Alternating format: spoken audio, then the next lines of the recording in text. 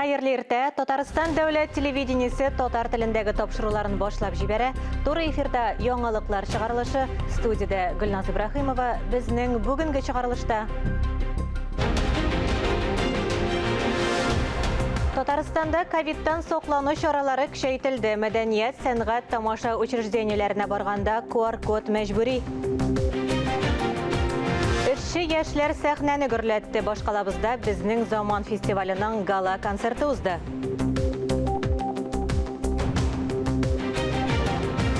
Шүрәле балетының сәхнәгә куелуына 80 ел, Казанда балет музыкасының дискі тәкъдир ителде.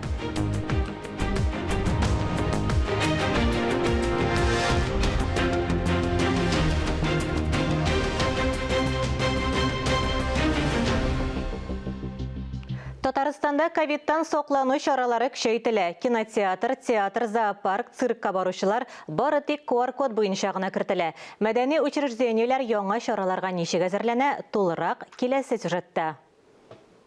Зоопаркта хайваннар җылы читлекләргә күчерелгән. Шуңа күрә шәһәр халкына популяр булган урын зооботаника бакчасына килүчеләрнең төп маршруты ябык бүлмәләр белән чикләнә. Ковидтан прививка сатучылар гына территориягә керә ала. Бу хакта хакимият үзенең рәсми сайтында хәбәр итте. Кинотеатрларда кинофильмнар карау мөмкинлеге дә QR-код булуга бәйле. Наш кинотеатр пропускать будет своих клиентов. Безнең кинотеатр үз клиентларын бары тик QR-код буенча гына шәхесне раслаучы документ күрсәтеп кертә. Кинозал ишеге янында безнең администратор тора. Ул вакцинация турындагы сертификатны да тикшерә. Шәхесне раслаучы документ күрсәтелә. Кинотеатрга килүчеләр саны азайган, әмма кунакларның куркынычсызлыгы мөһимрәк дип саныйлар. Кичке сеансларда килүчеләрне ныклап тикшерәләр. У нас не особо много народу, поэтому я одна справляюсь. Көндез безнең халык күп түгел, шуңа күрә мин бер үзем генә эшли алам. Ә кичен без чикләү кертәбез. Билгеле бер санда гына кешеләрне залга кертеп тикшерәбез. Берәү дә игътибардан читтә калмый. Опера театры администрациясе хәбәр иткәнчә, биредә дә башка мәдәни учреждениеләрдә кебек ковидтан саклану кагыйдәләрен төгәл үтиләр. Шуңа бәйле рәвештә казанлылар буш вакытларын ничек үткәрү турында уйлана. Мы живем рядом с зоопарком. Каждый год мы ходим в зоопарк. Но из-за того, что вводят QR-код, мы ходить больше туда не будем. Скорее всего, буду сидеть дома за просмотром фильмов, сериалов. У меня есть QR-код. Пойдем будете ходить? Обязательно. Я люблю посещать и так или иначе вот эти вот места. QR-коды, конечно же, я думаю, они во многом мешают. Актив ял итәргә яратучыларга да вакцинация турында сертификатны күрсәтергә кирәк була. Чөнки рәсми спорт чараларын яңа кагыйдәләр буенча үткәрәләр. Фарис Мөхәммәтов, Елизавета Жукова, Владимир Юрков, Татарстан яңалыклары. Россиянең әйдәп баручы банкларыннан берсе Саклык банкы үзенең 180 еллыгын билгеләп үтте. Әлеге банк хезмәтләреннән Россия халкы гына түгел, башка илләрдә яшәүчеләр дә куллана. Инде 7 миллион 500 меңнән артык кулланучы абруйлы банк хезмәтләреннән актив файдалана. Банк хезмәткәрләрен истәлекле дата белән Татарстан Республикасы президенты Рөстәм Миңнеханов шәхсән котлады. Тантаналы шартларда әйдәп баручы белгечләргә президент рәхмәт хатларын, башка дәүләт бүләкләрен тапшырды. Банк кунакларын музей экспонатлары белән таныштырдылар. Анда элек кулланылган борынгы тәңкәләрдән башлап басма машиналарны да күрергә мөмкин иде. Электромобильләр өчен корылма җайланмалары кулланучыларга уңайлы онлайн сервислар. Хәзер республиканың энергетика тармагында әзерләнү һәм гамәлгә кертү стадиясендә булган проектлар күп. Алар турында төрле энергетика предприятиеләре вәкилләре сөйләде. Очрашуда Татарстан президенты Рөстәм Миңнеханов цифрлы үсешкә ярдәм итү ассоциациясе әгъзалары белән 4 оешма башкарырга тиешле барлык йөкләмәләр буенча фикер алышты. Барысы 87 йөкләмә бирелгән иде. Шуларның 59-ы башкарылган. Кулланучылар өчен ачык. 28 йөкләмә вакыты озайтылган. Казанда «Наше время» безнең заман эшче яшьләр фестиваленең гала концерты узды. Быел ул 9-нчы тапкыр оештырылды. Чараның матур мизгелләре хәбәрчебез Айзилә Батырханова репортажында.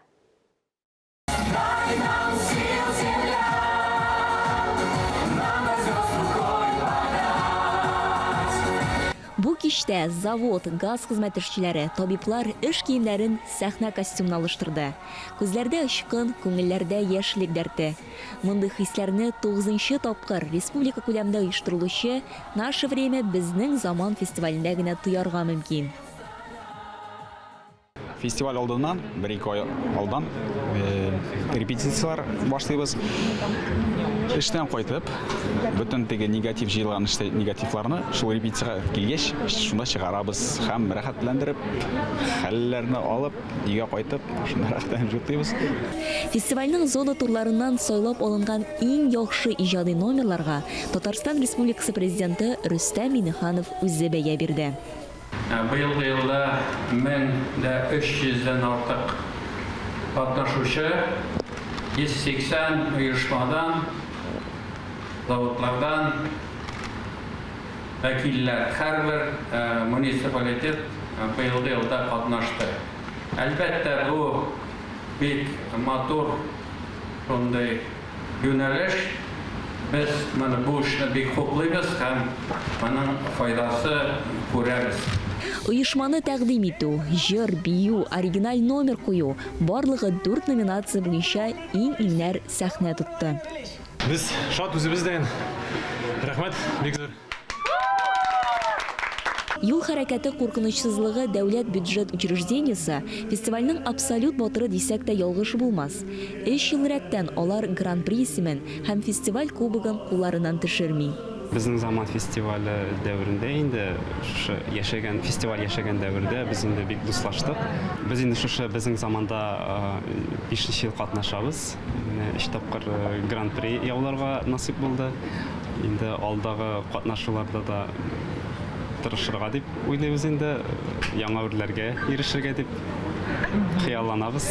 Юл хәрәкәте куркынычсызлыгы дәүләт бюджет учреждениесе безнең заман геройлары дигән махсус бүләккә ия булды. 2021 елның гран-приясе Амони акционерлык җәмгыяте. Айзилә Батырханова, Тахир Хәсәнов, Татарстан яңалыклары. Татар матбугаты аеруча нинди темаларны яктырта? Атналык күзәтү белән сезне журналист Миңназыйм Сәфәров таныштыра. Хәерле көн, мөхтәрәм телевизор караучылар. Татар матбугатын күзәтүне дәвам итәбез. Игътибар иткәнегез бардыр. Тормышта соңгы 2 елда шым арта, караңгылык көчәя. Яңалыклар тасмасында сөенечле хәбәрләр очрамый диярлек. Авыр хисләр тудыра торганнары өстенлек ала. Кешелек дөньясына ни булды? Ни өчен бәла-казалар чылбыры планетаны шулай чолгап ала һәм ычкындырмый? Иң мөһиме, зур авырлыклар алдында үзеңне ничек тотарга? Ватаным Татарстан газетасының сәяси күзәтүчесе Рәшит Фатхрахманов әнә шушы четерекле сорауларга бик тәфсилле, шандыргыч җавап бирергә тырышкан үзенең 2 ел чатында дигән язмасында. Баксаң, без проблемаларны үзебез үк китереп чыгарабыз да, шуның алдында аптырап калып, үзебезне тупикка илтеп торабыз икән бит. Автор раславынча, аяк акыл белән эш итүчеләр проблема чишелешенең 2 сулын күрә дә, шуларның кулайрагын сайлап ала. Кыскасы, бу язманы һәр кайсыбыз да укып чыкса иде. Дәүләт Думасы депутаты Владимир Жириновский тагын бер гаугалы проблеманы искә калкытты. Мәктәпләргә җинси тәрбия дәресләре кертергә тәкъдим итте. Аның фикеренчә, әлеге сәгатьләр йогышлы авырулар, бала төшерүләр санын киметергә ярдәм итәчәк. Яшерен теманы балаларга кем өйрәтергә тиеш? Мәктәпме, әти-әниме, әллә табиблармы? Ватан Татарстан газетасы журналисты әлеге сорауларга барлык яктан да килеп җавап эзләп караган һәм тапкан да ул җавапларны. Уят дәресләр исемле язманы укып чыгучылар да табаша ул җавапларны. Балалы гаиләләр өчен бер генә дә кирәкмәс җаваплар түгел алар. Шушы көннәрдә 60 яшын тутырган язучы Ләбиб Лерон белән үткәрелгән тәфсилле әңгәмәне дә шул ук Ватан Татарстан газетасыннан укырга мөмкин. Быел җәй бийек шәхесләребез үзеннән сәфәрләр оештырган язучы һәм безнең Мирас журналының мөхәррире кызыклы күзәтүләре, сискәндерлек фикерләре белән уртаклашып булай дигән. Башкортлар белән татарлар арасындагы элемтәләрне ныгытырга кирәк. Без бит бер тамыр балалары. Якынаюыбыз халыкларыбызга яхшылык булып әйләнеп кайтыр. Ярагаюыбыз кемнедер сөендерер, үзебезне зәгыйфләндерер, упкынга китереп терәр.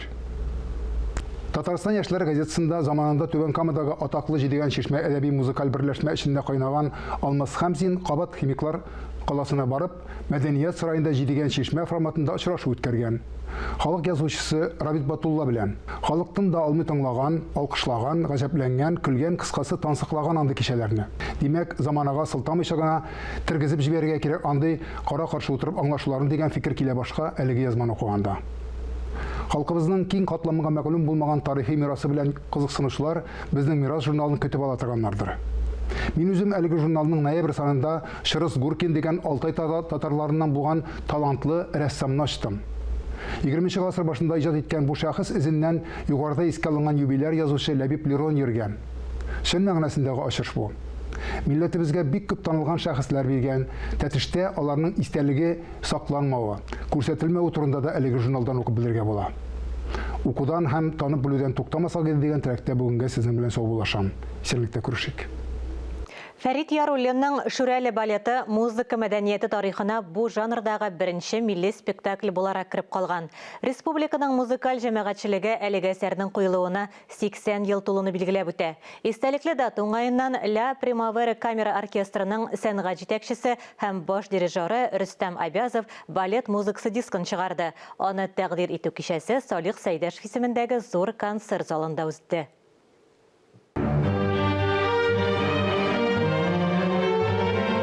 Рөстәм Абязов билгеләп үткәнчә, әлегә кадәр Шүрәле балетының мелодия фирмасы грампластинкаларында бердән-бер язмасы бар иде. Я считаю, что это самая яркая страница в музыкальной истории татарского народа. Шүрәле балеты татар халкының музыка мәдәниятендә иң якты вакыйгаларның берсе. Фәрит Яруллин фронтта һәлак булганнан соң республика даһи композиторны югалтты. Аның иҗаты кадерләп сакланырга лаек. Снова доносятся звуки. Жив, меняя на жив. Концертта шагыйрә Альбина Абсалямованың шигырьләре дә яңгырады. Яңа дискны тәкъдир итү чарасының тагын бер кунагы Новосибирскидан пианист Дания Хайбуллина.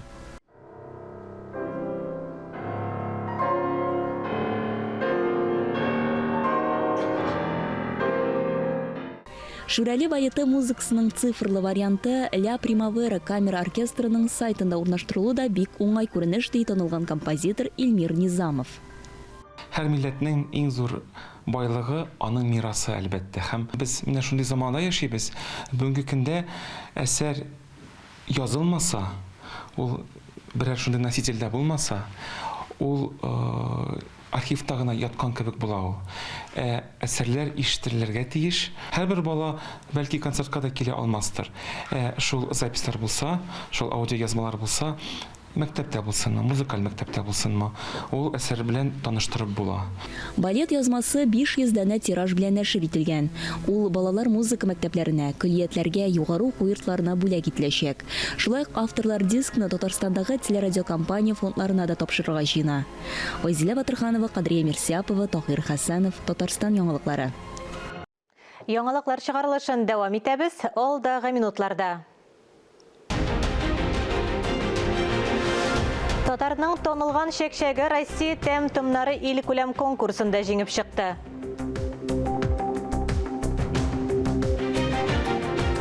Балаларның да үз җыры, аларны кемнәр иҗат итә?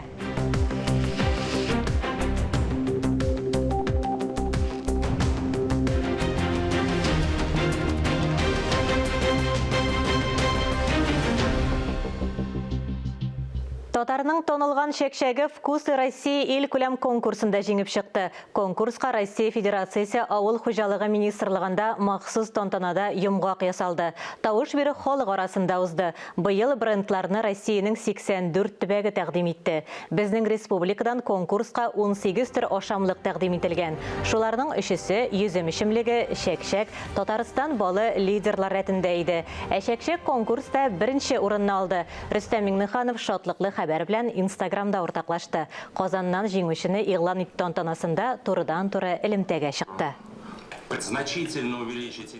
Хәзер яңалыклар чыгарылышын дәвам итү өчен сүзне коллегам Идел Кыямовка бирәм. Ул бу атнада республикабызның мәдәният оешмаларында узучы спектакльләр, күргәзмәләр, концертлар һәм премьералар белән таныштыра. 16 ноябрьдә Камал театрының кече залында «Хуш авылым» спектакле авторы һәм режиссеры Айдар Жаббаров. Ул бит авыл физик яктан түгел, авыл бит ул өйләр түгел, кешеләр һәм кешеләрнең ничектер авылның тарихы диләр, ул бит авылның тарихын тоже кешеләр ясый һәм гомумән миңа ул кешеләрнең тарихлары кызык булды. Авылның үткәне, бүгенгесе һәм киләчәгенә төшенәсе килде. Испан болеросы белән Аргентина тангысы ничек яңгырый, әрмән һәм грузин музыкасы безне нәрсә белән таң калдыра, чардыш һәм рок-н-роллны кайда һәм ничек бииләр. Әлеге кызыклы музыкаль сорауларга җавапны 16 ноябрьдә Габдулла Тукай исемендәге Татар дәүләт филармониясенең концерт залында тыңларга мөмкин. Концерт дөнья халыклары музыкасы дип атала. Татарстан дәүләт камера хоры җырлый торган Татарстан дип аталган проекты белән республика районнарына гастрольгә чыга. Ул яшьләргә юнәлтелгән, аларның мәнфәгатьләрен исәпкә ала. Концертларны Пушкин картасы буенча карарга була. Концерт программасына татар халык музыкасының иң яхшы үрнәкләре, уникаль автор аранжировкалары, дөнья классикасы үрнәкләре кергән. 17-18 ноябрь көннәрендә Сабир Өметбаев исемендәге Минзәлә Татар дәүләт драма театрының 85 еллыгына багышланган тантаналы кичә була.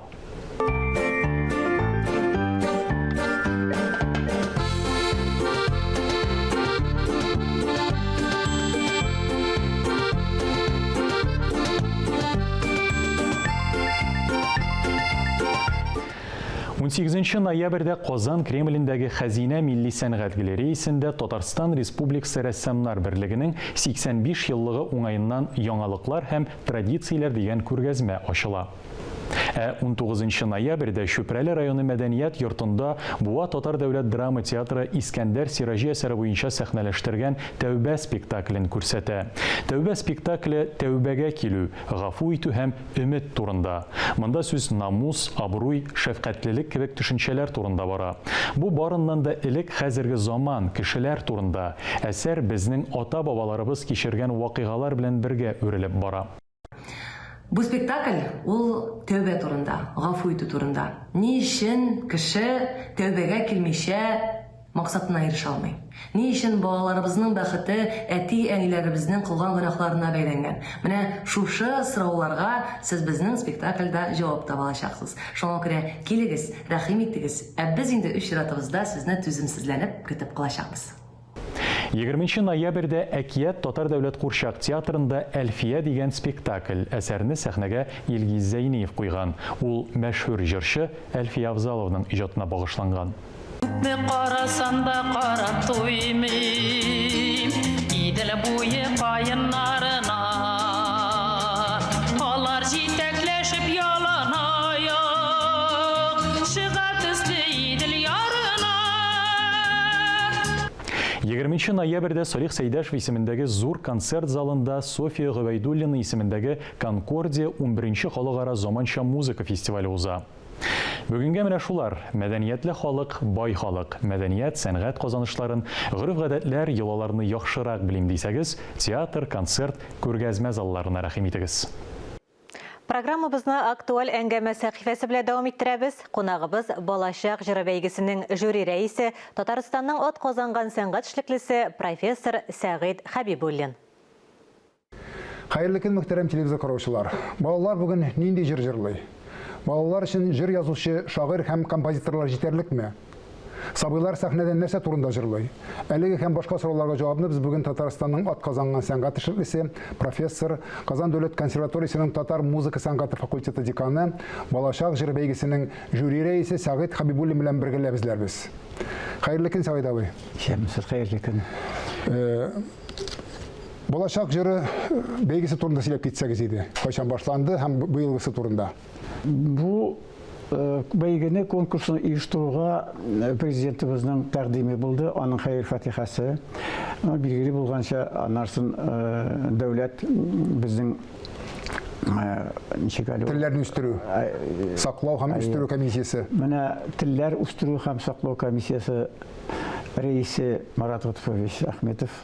Аның тәкъдиме, аның бик нык катнашуында булды инде. Һәм дәүләт депутаты безнең Айрат Зарипов. Алар һәм бигрәк тә монда бик күп менә шушы Шаян телевидениесе булды инде, катнашты. Үзенчәлеге нәрсәдә быелгы бәйгенең? Бу бик кирәкле булды, актуаль дип әйтәме? Балаларга заманча җыр, безнең менә аларның хәзерге тормышын күрсәтә торган бернинди музыкаль әсәре дә юк икән. Инде нәрсәдән аерылып тора? Мәсәлән, былтыр гомумән әйтәләр, балалар өчен җырлау таләпләргә куйдык. Балаларның ничек була? Менә балалар бакчасы, мәктәптә укыган кичкенә класслар инде, башлангыч класслар. Уртанчы, уртанчы, аннан олылар инде, 9-11 класслар. Менә беренче конкурста күбрәк булды менә урта яшьтәге балалар өчен. Быел конкурста күбрәк игътибар ителде менә минемчә балалар бакчасы. Алар менә ул 4, 5, 6, 7 теге мәктәпкә хәтле алар өчен игътибар бөтенләй юк иде. Бөтенләй юк. Чтоб кичкенә генә балалар, менә 4-5 яшьлек балалар үзләренең ятлап алырдай җырлар, менә андыйга күбрәк игътибар иттек быелны. Менә миңа калса. Балалар өчен язу олларга караганда авыррак дип әйтәләр язучылар турында. Композиторлар да шулай бит буламы? Әлбәттә, һәрбер җырны бит балалар җырлый алмый. Әле менә аларның тавышын караган, диапазоны кичкенә. Беренчедән, икенчедән катлаулы ритм белән яза алмыйсың, чөнки әле ул аңа гадиерәк язырга кирәк. Аның бит сүзләре дә, иштәлеге дә аларның бөхитенә, аларның теләгенә туры килергә тиешле завыгына. Анда безнең тәкъдим булды инде.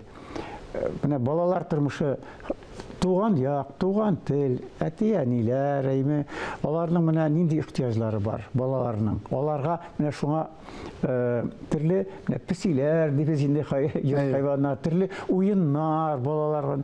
Аларның дөньясын күрсәтә торган, Аллага шөкер, беренче елны 46 ел килгән, узган елны быел 110. Субханалла. Штаб артыграк булай. Кызыксыну артты, балалар шул хәтле кызыксынып киттеләр. Аннарысын әлбәттә менә шу Шаян телевидениесенә рәхмәт әйтәсе килә. Бик яхшы клиплар чыктылар. Бик яхшы клиплар. Менә мин балалар белән элемтәне мин гомумән инде яшьтән үк яратам. Балалар белән эшләргә сораштырам. Карыйсызмы? Карыйбыз диләр. Җырлар ошыймы? Ошый. Нинди җырлар? Менә әйтеп җибәрәләр, тигәнәкле, су буенда кирәк миңа телефон һәм башкалар. Чөнки балаларның да җырласы килә бит. Хәзер сәхнәдә бит бите җырлый дигәндә эстрада җырчылар бик күп.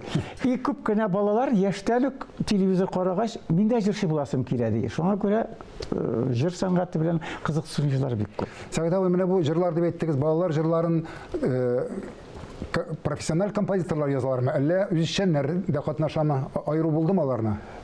Айыру булмады, чөнки җырның яхшысы була, начары була. Анда профессионал язганмы, безгә ул теге, без аңа зур игътибар итмәдек. Ләкин шулай да менә миңа калса, үзешчәннәр күбрәк булды быелгы конкурста. Җиңүчеләр? Җиңүчеләрдә дә уртак булды дип әйтергә. Профессионаллар да булды, теге профессионал белемле һәм үзешчәннәр дә булды. Рәхмәт. Катнашуыгыз өчен. Картлык көнең матур каршылыгыз килсә, балагызга бишек җырлары җырларга иренмәгез дигән бер акыл иясе. Җыр гомер барынча юлдашыбыз булса дигән теләктә бүгенгә сезнең белән сау булышам. Исәнлектә күрешик. Быел безнең Мирас журналы чыга башлаганга 30 ел тулды. Шул уңайдан яңалыклар чыгарылышыннан соң журналның баш мөхәррире Ләбиб Лерон белән әңгәмә тәкъдим итәрбез. Аны хәерле көн Татарстан тапшыруы алып баручысы Эльза Әхмәтҗанова үткәрә. Мин һәм тапшыруыбызның иҗат төркеме сезнең белән саубуллашабыз. Коронавирустан прививка ясатырга онытмагыз, үзегезне һәм якыннарыгызны саклагыз. Исән, имин булыгыз.